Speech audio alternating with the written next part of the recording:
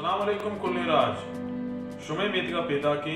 film Malhar screening 16 तारीख का Siddique मेतगा master इमाम बख्श मेमोरियल लाइब्रेरी अबीद शुमारा दोस्ताची दस्तबंदी के लाजुम भी आए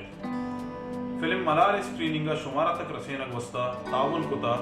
मास्टर इमाम बख्श मेमोरियल लाइब्रेरी डेक प्रोडक्शन और सुर संगार इज़्मे मजलिस मलिए मिनतवार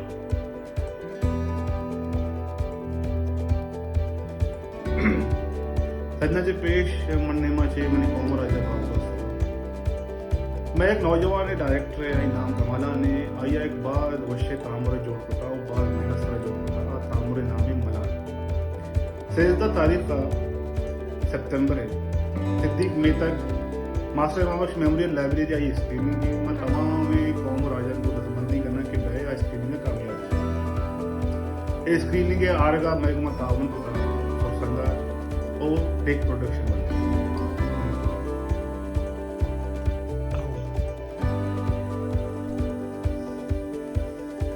मलार में मल्लीरा 16 सितंबर मलार टेक प्रोडक्शन और सोर संगर अदबी मजलिस से संगतानी को मक्काचे मास्टर इमाम बख्श लाइब्रेरिया मदनी पर्दा पेशदारी में शुमे आहग अल्लमिये